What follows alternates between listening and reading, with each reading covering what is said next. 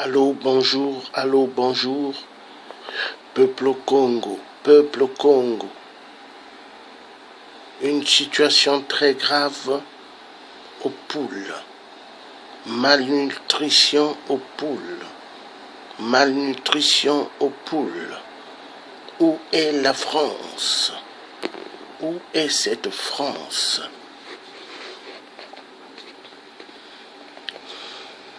La population aux poules en danger de destruction massive.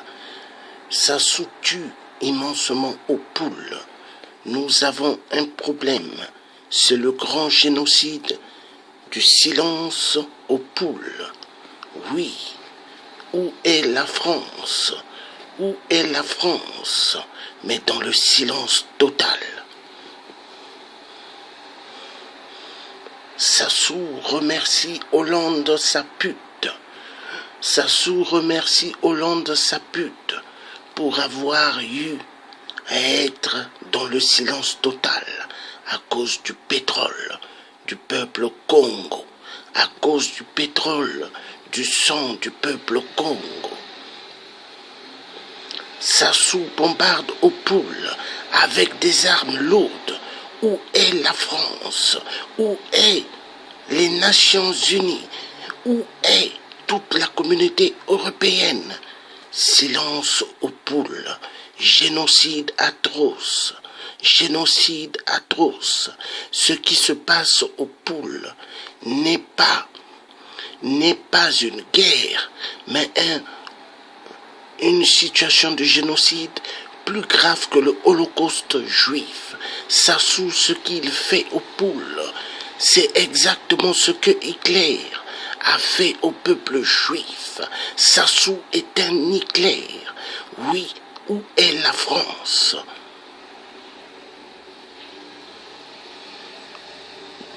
Voilà, un enfant mis dans une brouette, bonbonne de gaz à côté, le seau et des bidons d'eau. Fuite du poule. Où est la France? Où est la France? Pasteur Toumi, le défenseur du peuple du Poule, le défenseur du peuple du Sud, est un homme vaillant, est un homme courageux. Nous le remercions et nous remercions Dieu le Tout-Puissant de nous avoir donné un homme vrai, le pasteur Toumi. Vive le changement, vive le peuple du Poule. Abba Sassou, Abba Sassou. Où est la France? Où est la France? Le peuple du Poule en voie de disparition, exactement comme le génocide, exactement comme l'Holocauste fait par Hitler envers les Juifs. Oui, oui, car ce que Sassou fait, c'est en tuant le peuple du Poule, exactement comme Hitler. Sassou fait comme Hitler. Où est la France? Où est la France? Voilà, la population du Poule en voie de disparition. Un génocide atroce. Ce qui se passe aux poules, ce n'est pas une guerre, mais un holocauste. Où est la France? Où est la France? Où est la France? Pour le pétrole, Total accepte le génocide au Congo. Pour le pétrole du peuple au Congo, Total accepte le génocide au Congo. Pour le pétrole, Total accepte le génocide au Congo. Où est la France? Où est la France?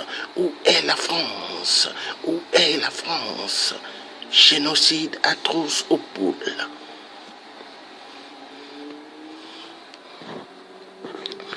Donc vous êtes en direct avec le Thier africain, Georges Passy, le résistant de force, l'homme qui dira toujours la vérité sur les massacres aux poules. Oui. C'est aussi celle qui réalisait le plus de profit.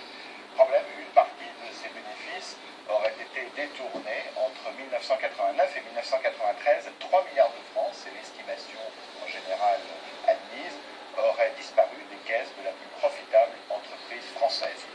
L'affaire Elf, c'est un véritable thriller, un véritable feuilleton sur l'histoire des chefs d'État africains et des hommes du monde. L'accord ouvert à la superstition fumeuse, dans certains cas richissimes, un ancien président de la compagnie qui a été incarcéré en prison. Donc là, c'est l'histoire de Elf. Voilà. L'histoire de Elf. Comment fonctionnaient les commissions?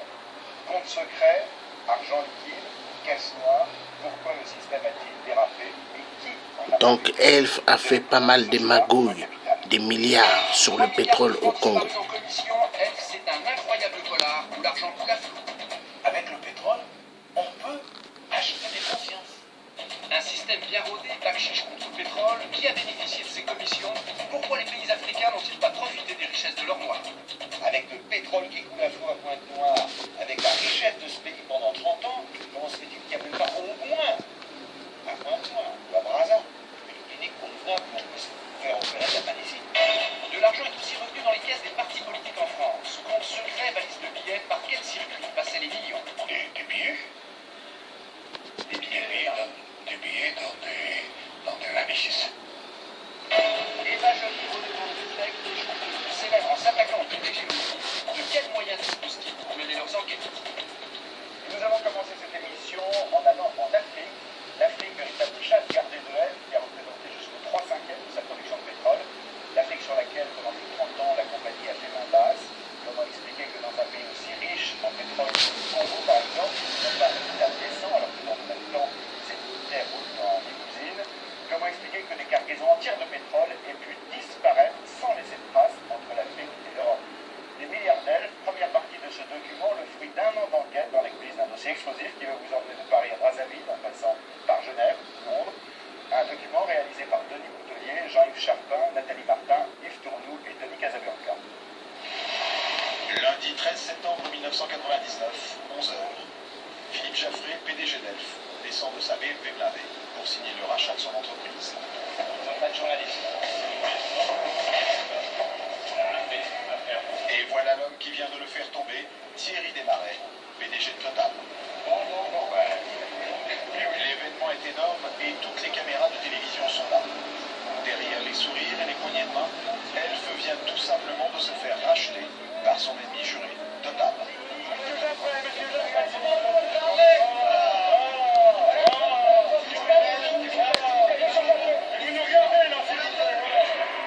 Après 32 ans de service, c'est la fin d'une époque pour Elf.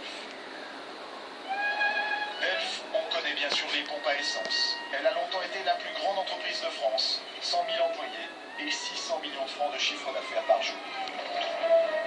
C'était même le porte-étendard de la France à l'étranger, dans les mers africaines, dans les laboratoires de recherche ou sur les circuits de Formule 1.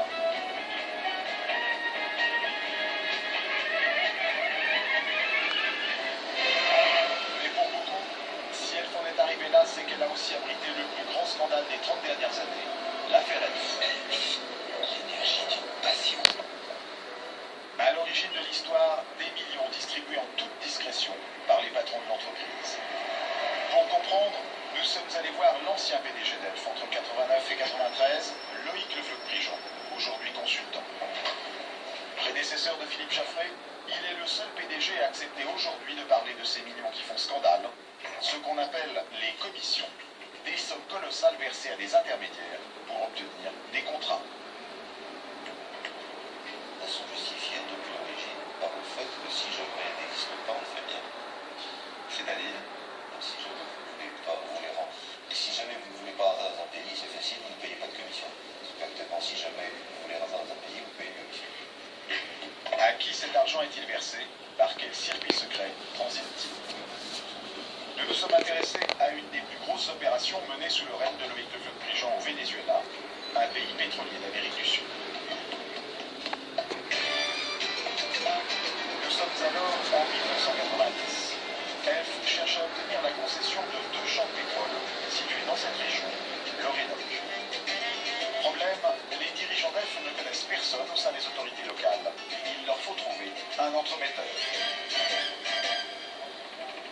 Et c'est là qu'entre en scène André Guelfi, fou d'avion et milliardaire. Il a déjà fait ses preuves dans les affaires au Venezuela pour le compte d'autres entreprises françaises comme la Générale des Eaux. Elf fait appel à lui. Alors, il me demande d'intervenir pour que je puisse avoir des personnes. Je dis, écoutez, c'est pas difficile. Envoyez vos techniciens là-bas, voyez les zones que vous préférez, et moi je me charge des améliorations de vous les faire attribuer. Ce qui compte dans ces affaires, ce sont les relations. La force d'André Guelfi, ça tombe bien, c'est son carnet d'adresses. Au Venezuela, il connaît notamment un amateur de cigares bien introduit dans le pays, un certain Ago de Mirchion. Ago s'occupait beaucoup du Venezuela parce qu'il avait des approches plus intimes avec le président de la République, puisque lui, sa femme était bien sûr du président de la République. Donc c'est ce qui lui permettait de... Évidemment, toutes les portes ouvertes. L'intervention du fameux Ago et d'André Guelfi au Venezuela sera efficace. Grâce à eux, le patron réussit même à rencontrer le président vénézuélien, Carlos Andrés Pérez. Et 2 protocoles d'accord sont signés entre Elf et le pays. Ce que personne ne sait alors, c'est que Elf a débloqué une importante somme d'argent à André Guelfi. Un contrat secret est signé en un seul exemplaire, déposé dans un coffre en Suisse, ce qu'on appelle un contrat de commission. C'est de l'argent versé à des intermédiaires qui vont payer des gens influents dans le pays. Et pour payer ces gens influents au Venezuela, Elf dépense rien moins que 20 millions de dollars, 140 millions de francs, à répartir entre différentes personnes, à du fameux Ago. L'homme à convaincre était bien sûr le président Carlos Andrés Pérez. On apprendra plus tard qu'une partie de cet argent a bénéficié à certains de ses proches.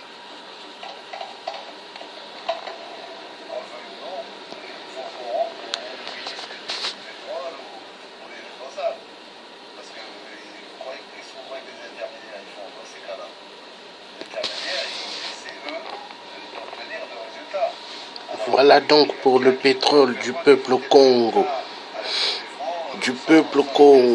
Elf a accepté beaucoup de massacres et maintenant c'est Total qui fait la continuité. L'entreprise Elf a versé chaque année jusqu'à 5% de ses investissements à des responsables politiques pour qu'ils lui accordent des marchés dans le monde entier. Derrière ces opérations pétrolières en mer du Nord, en Russie, au Kazakhstan, au Moyen-Orient, en Afrique, partout, il y a des commissions.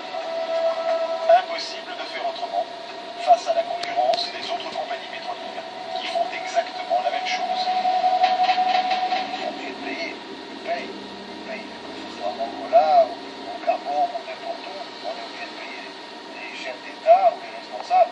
Si vous ne payez pas, vous avez que dalle.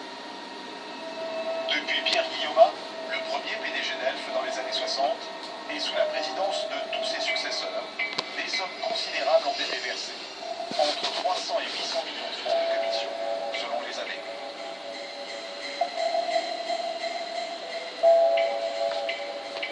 Vous êtes certain que ça a été pratiqué dès la création de l'entreprise? Sous M. Guillaumat, il n'y a pas d'autre solution. Ça a été continué sous M. Chalandon. Et sous M. Becker, continué sous M. Jaffard. Bien sûr, il n'y a pas d'autre solution. Et M. Desmarais continue, il n'y a pas d'autre solution. Payer des bakchiches, les mots comme les montants ne sont évidemment inscrits nulle part dans les documents annuels que publient. Les salariés ne les connaissent pas, les actionnaires non plus. Mais aussi incroyable que cela paraisse, elles ne sont pas secrètes pour tout le monde. Elles sont même légales et avalisées par les plus hautes autorités de l'État au ministère des Finances. Par de très hauts fonctionnaires à la direction des impôts, dans le quartier de Bercy. Jusqu'à une loi votée en l'an 2000, payer des responsables politiques étrangers n'était tout simplement pas interdit. Ça reste quand même un sujet tabou, pas facile à aborder. Donc là, nous sommes à partie 1.